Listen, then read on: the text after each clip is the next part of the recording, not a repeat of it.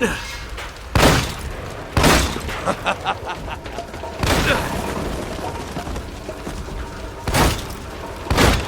mine!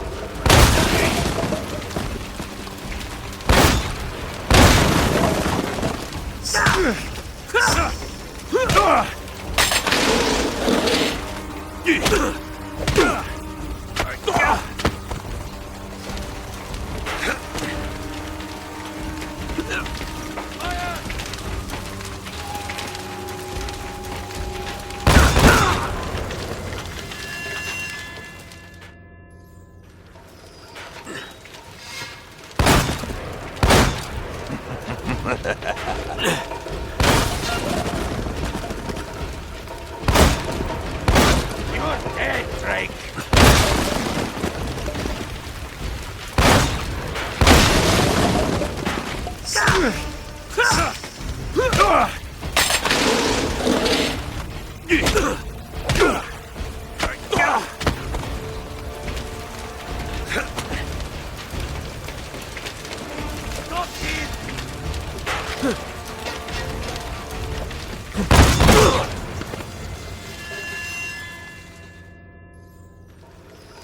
Okay.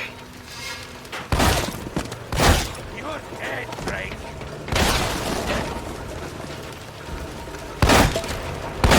You're dead, Drake!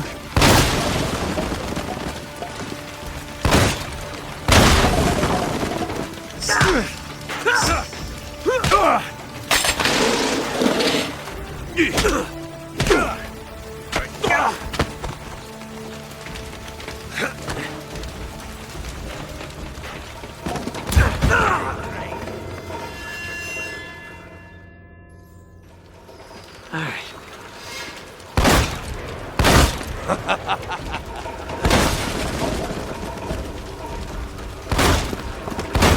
Got you!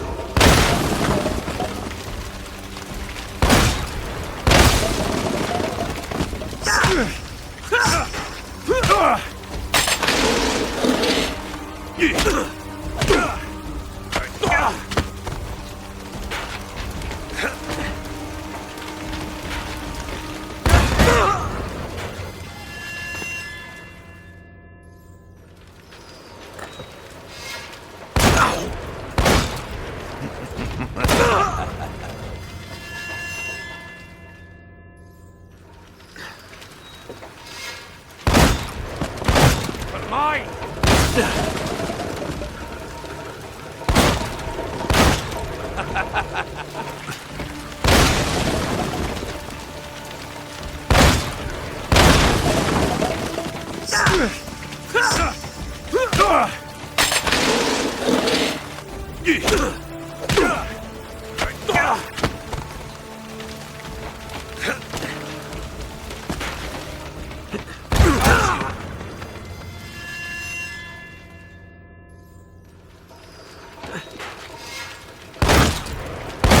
You're dead, Drake!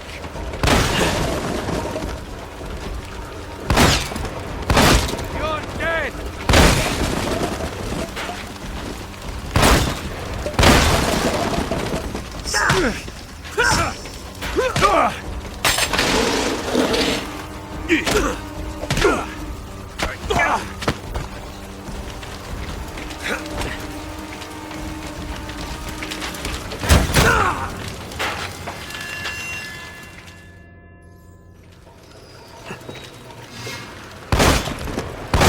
You're dead, Drake! Okay.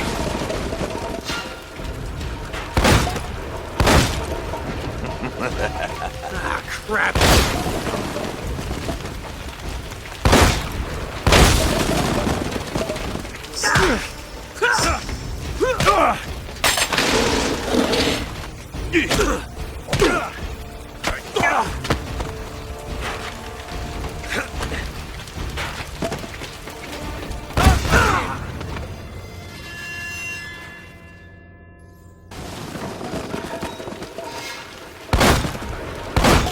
Mine!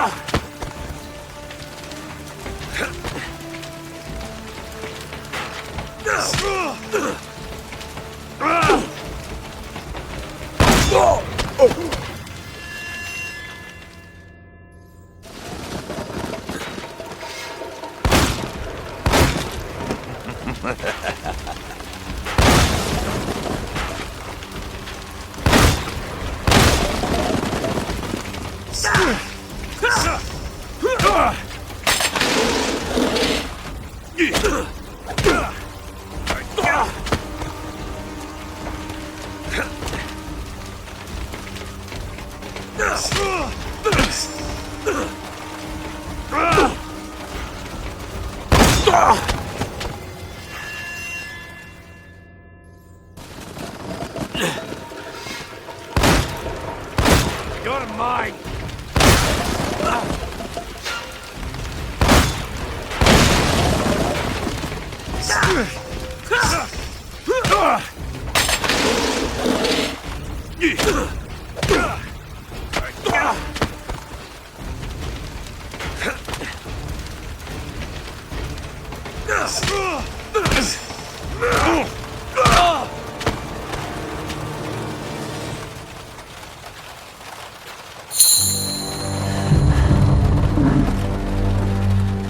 Elena!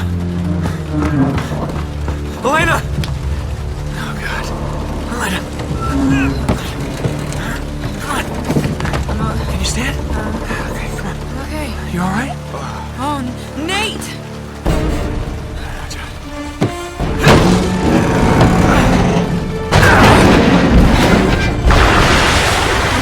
Adios, asshole.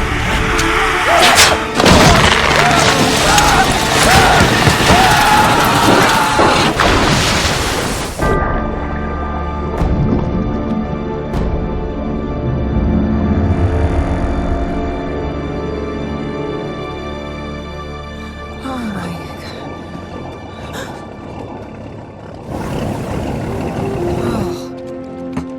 Oh. Quite a day. Yeah, save the world, triumph over evil. Pretty typical. Really? It's a shame we're leaving empty-handed, though. Oh, well, you know, I did manage to save one small thing. Here, I thought you might miss this. Thanks. Yeah. You two got a funny idea of romantic. Sully! Wow, you look like hell. You should see the other guys. Got us a boat. We already have a boat. Yeah, big boat. I like this one better. Sully, you beautiful son of a bitch! Borrowed it off a couple of pirates who were too dead to care.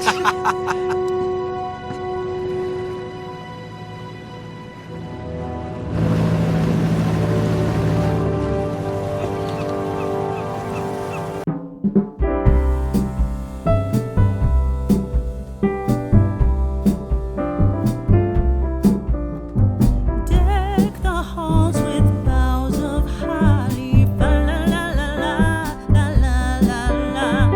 'Tis the season to be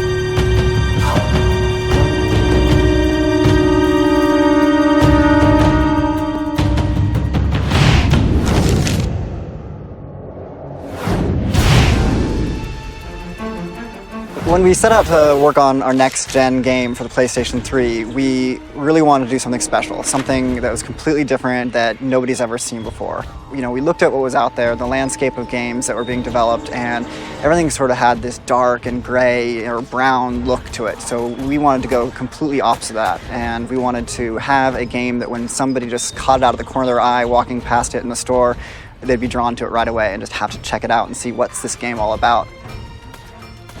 I think one of the key of Uncharted that's gonna really stand out is the fact that everything looks real, and the player is gonna be immersed completely into that game, because you can believe that you are in that jungle. You're gonna see plants moving. You're gonna see real-time lights like the sun and the refraction for the world, like all these things, all these details that you see every day. We were able to produce all of that.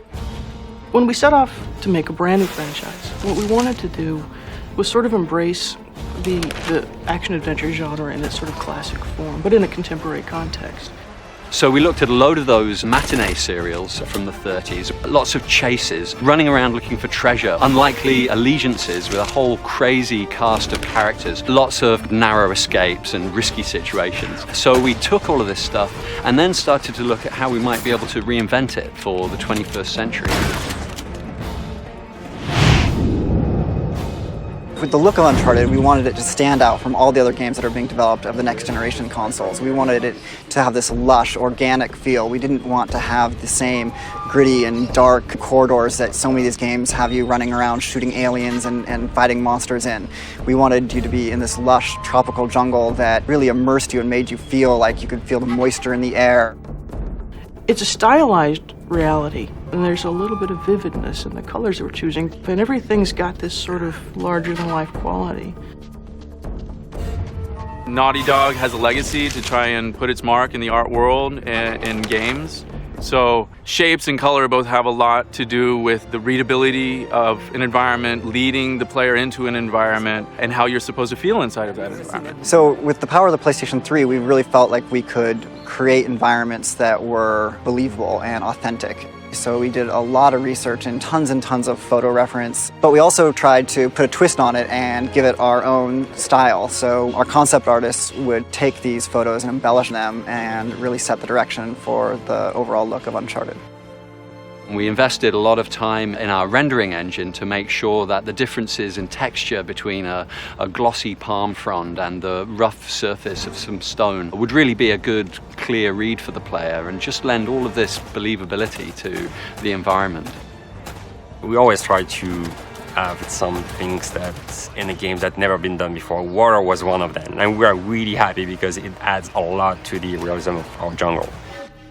Whether it's ocean, whether it's a river, a stream, a puddle, a waterfall, we really wanted to make sure that, you know, water was everywhere and that we were going to try to display it in a way that was never possible before on a previous generation of hardware.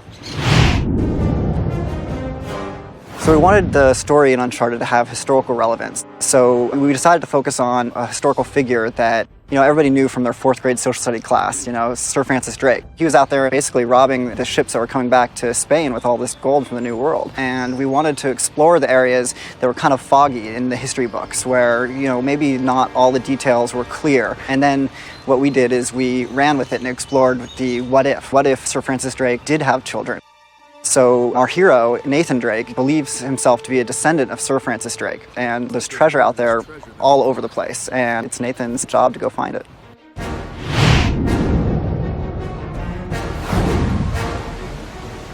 So the gameplay in Uncharted is unique. We really wanted to bring together elements that were in other games, but combine them in a way that you've never seen in a single game before. So we have 3 pillars of gameplay. We have our traversal or platforming mechanics that, you know, we've explored heavily in our past games in Crash Bandicoot and Jak and Daxter. But we wanted to combine that with some really fast action over-the-top gunplay and then mix it in with the hand-to-hand melee combat as well. A combination of mechanics and interactions that, you know, you really haven't seen put together in the same way ever before. My main focus on making Uncharted was gameplay, was how does the game feel? How does the game interact with the player? How does the world interact with the player? How enjoyable is the game? What's the fun factor on the game? And if it isn't fun, we try again. We come up with something new and and do it again. We iterated hundreds of times on almost every major mechanic in the game. Our first several attempts at Drake looked fantastic, just like the final product, but they didn't feel good. It has to feel like a Naughty Dog game. It has to be on a dime, responsive. It requires just a lot of back and forth between a programmer and an animator. Making games is not a science, and we don't have a magic formula. We just put in the hard work to make something good, and we just keep trying things until we find something that works.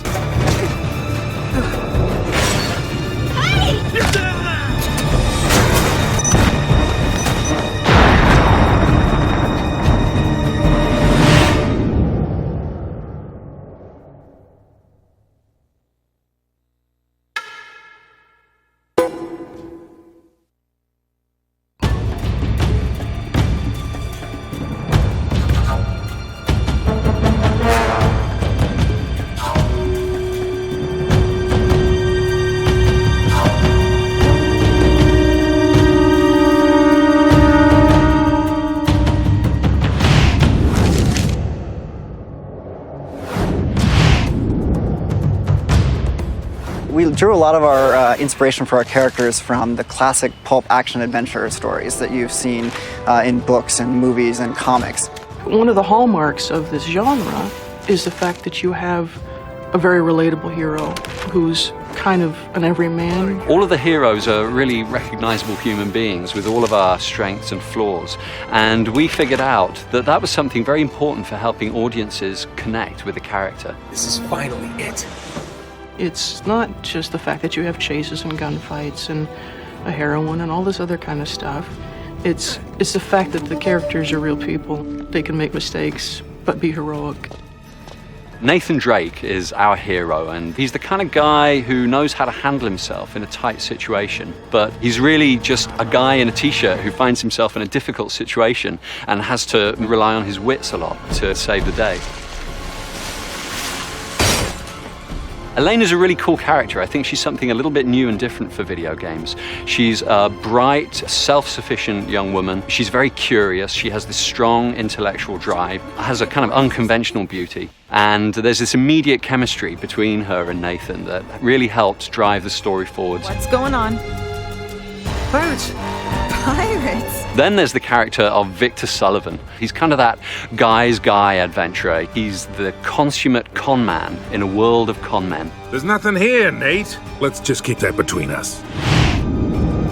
For the first time in Uncharted, we actually had to cast actors who had stage or TV or film experience because we were doing motion capture for all of our cinematic cutscenes. So we have real stage and film actors coming in, getting in the motion capture suit, recording their voice while they're acting out the scene, which I think is really important because you capture that moment rather than having them try to pantomime to some voice dialogue they've already recorded.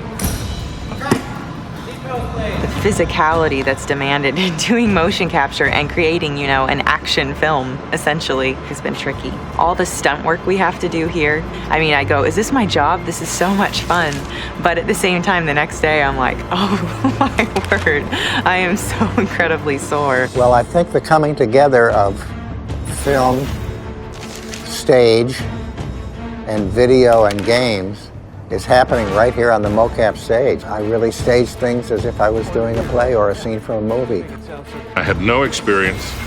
I was flying by the seat of my pants the whole time, scared to death, and having a great time. In front of a camera for film or for TV, you've got a set, and the other actors that are there with you are in their costumes. Here, you all look very silly. You look like you're wearing a wetsuit with dots on it. And so it really requires you to exercise your imagination even more. It's like the three of us have this treehouse that we built and we're doing missions, and it really makes you feel like you're on an adventure. I have a 7-year-old little boy who asked me, Dad, what do you do? And I said, well, do you remember when your buddy came over the other day and you guys ran around the backyard and the clubhouse became a pirate ship and you were jumping off? And he said, yeah. I said, that's what I do. The hell?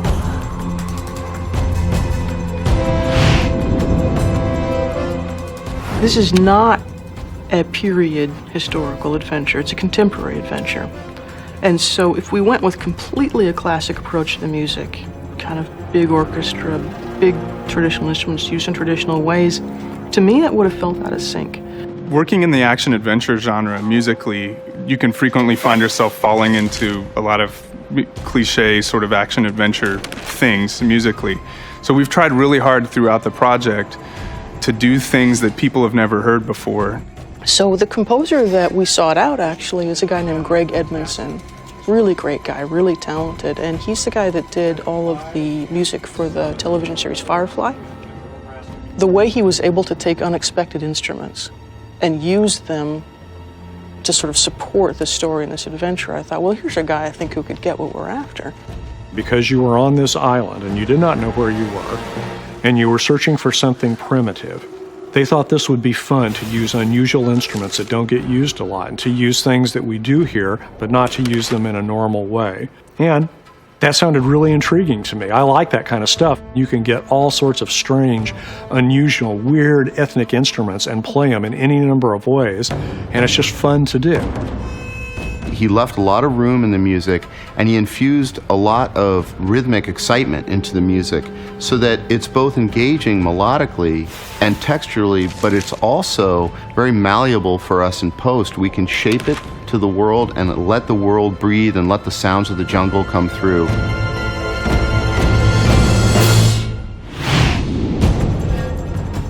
One of the things we try to do with each game we create at Naughty Dog is make it a technical showcase for the PlayStation hardware. So we've got a team of the best engineers in the industry working on this game, and I think we're really going to set the bar for PlayStation 3. We wanted this game to be fun with a ton of different interactions, a ton of different mechanics, but at the same time, we wanted a really good story, to have Drake be a real guy, a character, somebody that I can play, that I can interact with. That was the goal, and that's what we accomplished. We've created a contemporary action-adventure set in the real world. It's not a fantasy game. It's very much rooted in the reality that we all know. And yet, we really recapture all the romanticism in the original sense of telling a tale of heroic actions. So all of this stuff is really coming together to lend an incredible reality to our player character that I think audiences have really connected to. I think there's a huge value in going outside your comfort zone. You just don't go right to the obvious. Now, it makes everything much harder, but in the end, it's all worth it. Get something that people haven't seen before. I'll be damned. I'm most excited about how fun it is to play and how you just lose yourself in the environment and the world that we've created. You know, I mean, when you pick up that controller, it's really easy to have fun, to be powerful and feel like you are the action hero.